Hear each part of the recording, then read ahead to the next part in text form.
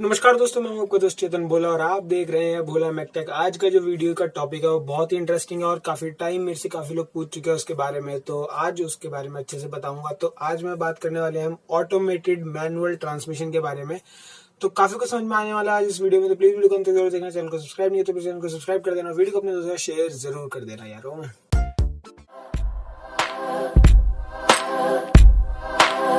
सबसे पहले मैं आपको बताना चाहूंगा कि गियर का फंक्शनिंग कैसे होती है। गियर का मेन फंक्शन होता है कि या तो हम पावर को बढ़ाते हैं, या फिर हम स्पीड को कम करते हैं, या फिर स्पीड को बढ़ाते हैं। मैं बताता हूँ कि मान लेते हैं कि ये एक क्रैंकशाफ्ट से आ रहा है, ये कनेक्टेड है क्रैंकशाफ्ट से। क्रैंकशाफ्ट जिस भी स्पीड से घूम रहा है उस स्पीड से पूरी की पूरी शाफ्ट घूम रही है, ठीक है।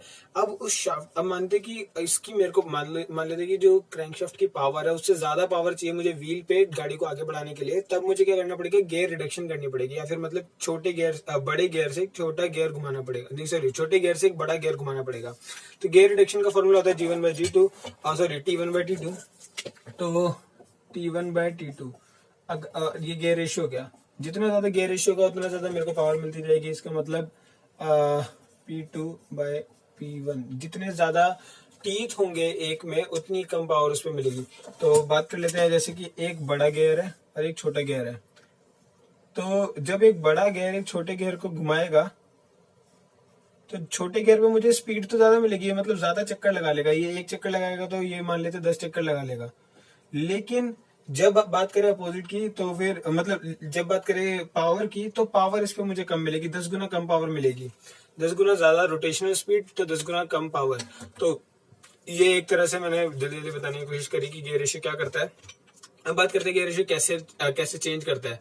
तो ये वैसे तो स्कूटर का है, लेकिन आपको कुछ कुछ चीजें समझ में आने वाली है इससे, इस वजह से मैं बताना चाहता हूँ। तो इसके अंदर, स्कूटर के अंदर दो ऐसे रहते हैं गियर के मैशिंग ऐसे रहती है इस तरह से, ठीक है। तो जब मेरा ट्रांसमिशन, मान लेते हैं ये जो शाफ्ट है, ये वाली जो मेन शाफ्ट है, अगर ये मेन शाफ्ट है, इस मेन शाफ्ट से मुझे इस वाली शाफ्ट पे पावर ट्रांसफर करनी है। तो क्या करूंगा मैं, वैसे तो स्कूटर के अंदर यहाँ पे आती है पावर और उसके बाद इस वाली शाफ्ट में पावर जाती है। तो क्या करते हैं कि पहले मान लेते हैं कि मेरे को पावर ज्यादा चाहिए, तो मैं बड़े से छोटा वाला घुमाऊंगा। तो छोटे से बड़ा वाला घुमाऊंगा, इस छोटे से इस बड़े वाले को घुमाएंगे। तो मतलब जो इस मेन शाफ्ट है इसकी, ये वाली शाफ्ट, इसके साथ ये वाला गियर एक लिंक के थ्रू जुड़ा हुआ होगा। उसके बाद क्या होगा, जब मेरे को थोड़ी सी स्पीड ज्यादा चाहिए, पावर थोड़ा सा कम चलेगा, तो क्या करूंगा मैं, इस वाले गियर को इस वाले गियर के साथ मैश कर दूंगा, और वो जो शाफ्ट है वो इस वाले गियर के साथ मैश में आ जाएगी। तो अब बात करते हैं वो मैश में कैसे आती है।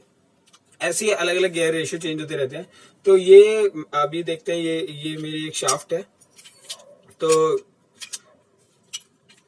इसको बीच में रख के इस टाइम पे सारे ये शाफ्ट फ्री है, घूम रही है, देख सकते हो आप।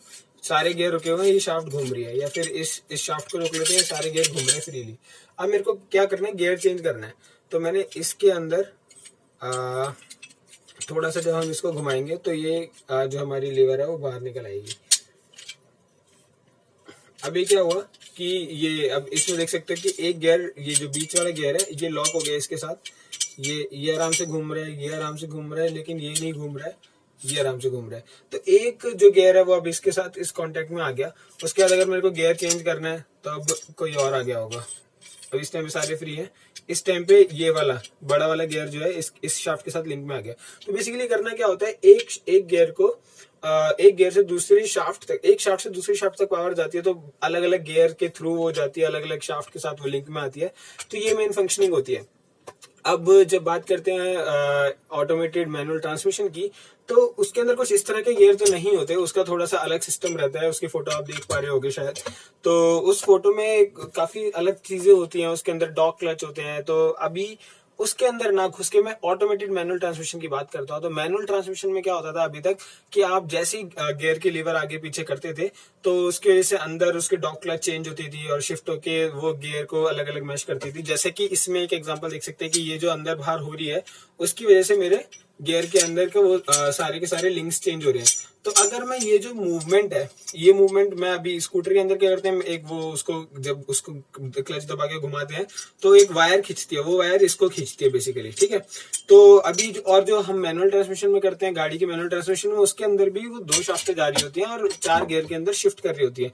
तो जब आप अलग अलग गियर पे ऐसे ऐसे करके उसको आगे पीछे करते हो तो बेसिकली क्या होता है, नीचे की 2 शाफ्टें अपनी अपनी रोटेशन, अपने अपने पोजीशन चेंज करती हैं और आगे नीचे डॉग क्लच की पोजीशन को चेंज करती हैं।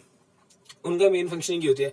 तो अगर हम इन शाफ्ट को किसी और तरीके से, मतलब हम मैनुअली ना करके ऑटोमेटिक कर दे सारा का सारा सिस्टम, और एक्चुएटर कुछ काम करता रहे, एक्चुएटर इन सबको करता रहे, तो ऑटोमेटेड मैनुअल ट्रांसमिशन में होता क्या है कि जैसे ही आपने उसमें गियर हटा दिया, क्लच हटा दिया, सब कुछ हटा दिया, अब क्या होगा, जैसे जैसे आप रेस दबा रहे हो तो इंजन की आरपीएम बढ़ रही है।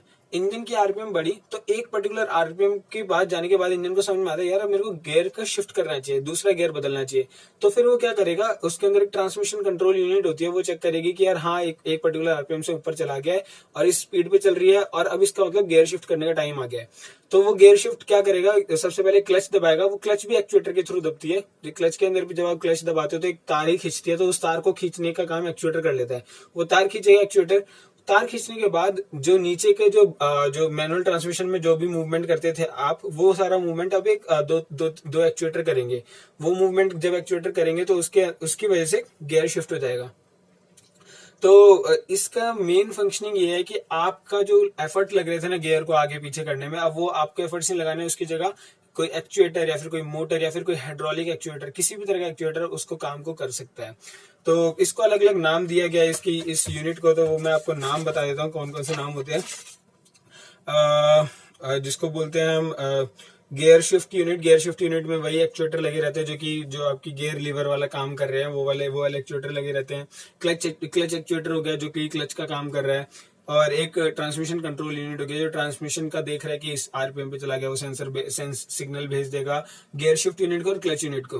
तो जैसे ही एक आरपीएम से ऊपर गया, गियर शिफ्ट यूनिट के पास सिग्नल गया कि भाई अब तुम एक्चुएशन कर दो, और क्लच यूनिट के पास गया, वो एक्चुएशन कर देगा, वो अपने हिसाब से चीजें चेंज करेगा और उसके हिसाब से गियर शिफ्ट होता जाएगा। तो बेसिकली ये काम होता है ऑटोमेटिक मैनुअल ट्रांसमिशन में। बहुत सिंपल सा फंडा है, जो भी काम आप अपने हाथों से कर रहे थे उस काम की जगह एक्चुएटर लगा दिए गए हैं, उसकी तरह काम हो जाता है। Automatic transmission is different thing, उसके अंदर सन प्लैनेटरी वगैरह वगैरह गियर्स लगे रहते हैं, उसको किसी और दिन डिटेल में बताऊंगा क्योंकि उसमें लगाने में थोड़ा टाइम लगेगा। और इसके कुछ मेन एडवांटेजेस बता देता हूँ ऑटोमेटेड मैनुअल ट्रांसमिशन के। इसके अंदर होता क्या है, आपका एक तो वेयर कम होता है क्लच का, क्योंकि जब भी हम मैनुअली चीजें करते हैं तो कहीं ना कहीं कुछ ना कुछ हम कमियां छोड़ देते हैं। तो इसमें सब कुछ ऑटोमेटिक है तो वो जल्दी जल्दी क्लच दबाता है, क्लच छोड़ता है, तो वो ईजी हो जाता है।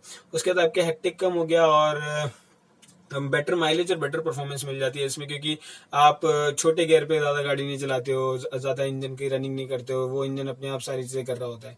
तो धन्यवाद दोस्तों मेरी वीडियो को देखने के लिए। उम्मीद करता हूँ वीडियो पसंद आई होगी। कोई सवाल है, कोई सुझाव है तो कमेंट सेक्शन में पूछ सकते हैं, नहीं तो फेसबुक इंस्टाग्राम पे तो मैं बहुत ज्यादा एक्टिव हूँ, वहां पे मेरे से चीजें पूछ सकते हैं। फेसबुक पे थोड़ा कम, इंस्टाग्राम पे सबसे ज्यादा एक्टिव हूँ। इंस्टाग्राम पे आप क्वेश्चन पूछिए, मैं उसी दिन रिप्लाई कर देता हूँ। तो धन्यवाद दोस्तों मेरी वीडियो को देखने के लिए। यही मेरी वीडियो को देखते रहिए, शेयर करते रहिए, सब्सक्राइब करते रहिए, बस इतना ही तो चाहिए। धन्यवाद दोस्तों।